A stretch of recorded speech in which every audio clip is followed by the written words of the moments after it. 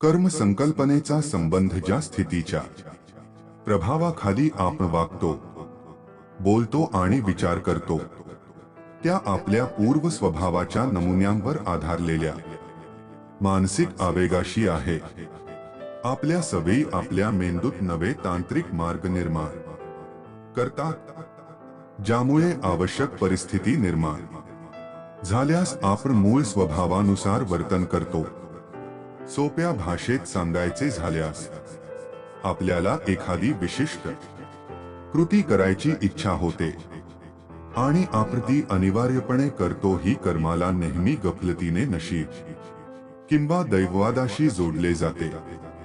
जेव्हा एखाद्याला दुखापत होते किंवा कुणी खूप पैसा गमावून बसते, तेव्हा लोक म्हणू शकतात की अरे रे, खूप वाईट नशीब आहे.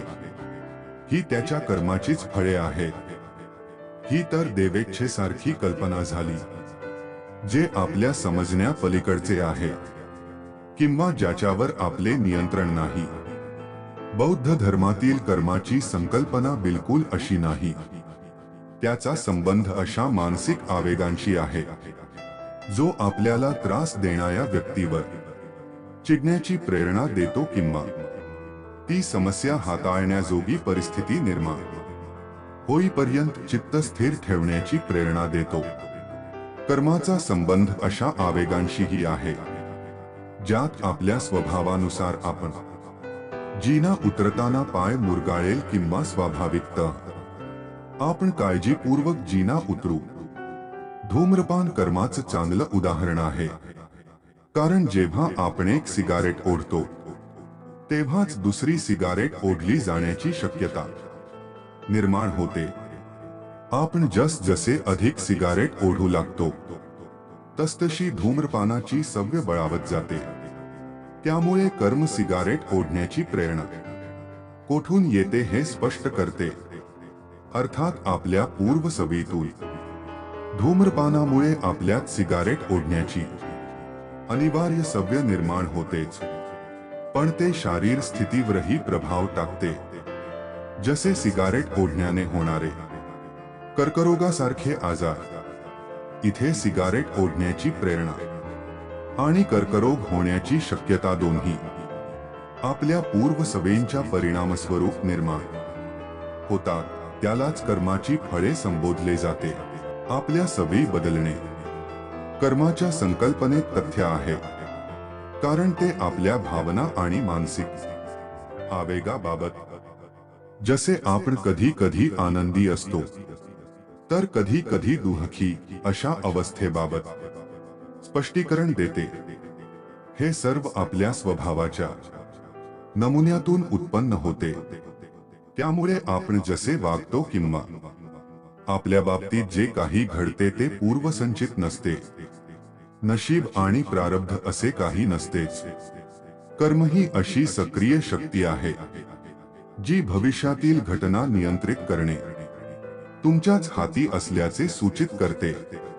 14वे दलाई लामा अनेकदा आपण अनुभवतो की आपण आपल्या सवयींचे गुलाम आहोत, अर्थात आपल्या स्वाभाविक सवयी प्रस्थापित तांत्रिक मार्गावर अवलंबून असतात. बौद्ध धर्म सांगतो की त्यातून मुक्ती मिळवणे शक्य आहे.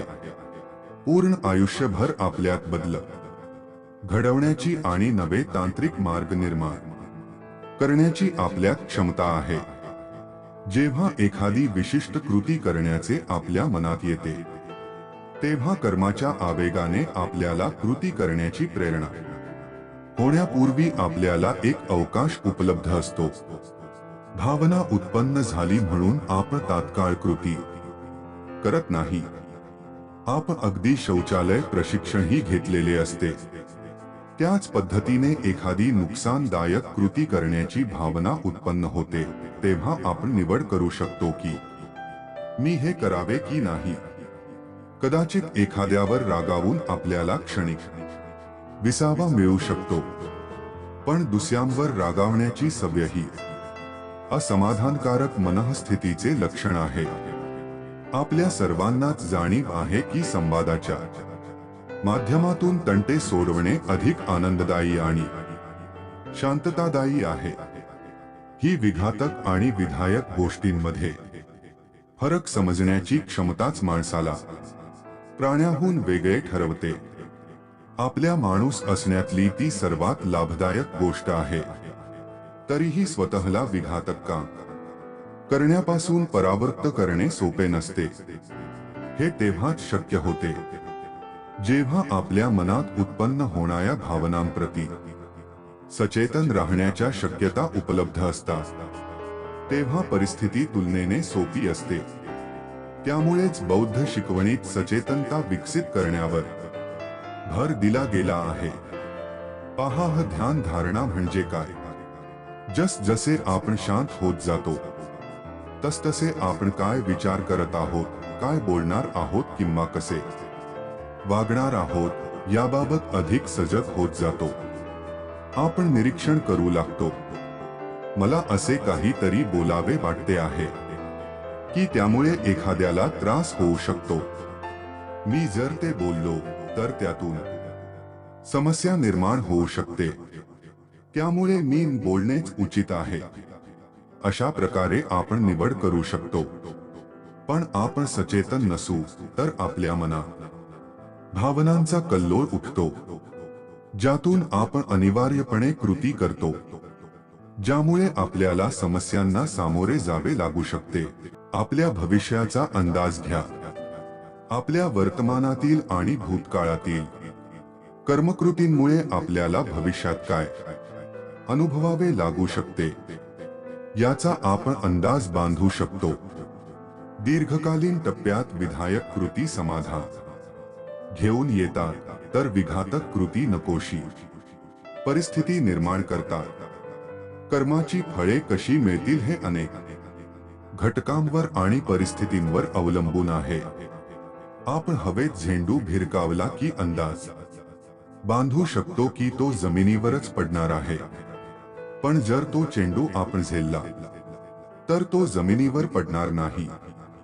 तसेच आपण पूर्व कृतींनुसार भविष्यातील परिणामांचा अंदाज बांधू शकतो. ते काही अपरिवर्तनशील, विधिलिखित किंवा दगडावर कोरलेले नसते. इतर प्रवृत्ती, कृत्ये आणि घटना कर्माच्या फळावर प्रभाव पाडतात. जर आपण लठ्ठपणाचे शिकार असू आणि तरी आरोग्याला हानिकारक पदार्थ खात असू तर आपण भविष्यात मधुमेहाचे शिकार होण्याच्या शक्यतेचा अंदाज बांधू शकतो. पण तेच जर आपण संतुलित आहार घेऊन वजन नियंत्रणात आणले तर कदाचित आपण आजारी पडणार नाही. आपण पाय आपटतो तेव्हा होणाऱ्या वेदनांसाठी कर्माच्या कारणांचा विचार करण्याची गरज नसते. त्या वेदना स्वाभाविक असतात. पण आपण आपल्या सवयी बदलल्या आणि उपकारक सवयी स्वीकारल्या तर आपल्या श्रद्धा काही असल्या तरी परिणाम स्वरूप आपल्याला सकारात्मक अनुभवच मिळतील. आजची कथा कशी वाटली कमेंट्स करून सांगा. आणि चॅनल वरती नवीन असाल तर लाईक करा आणि सबस्क्राईब करा.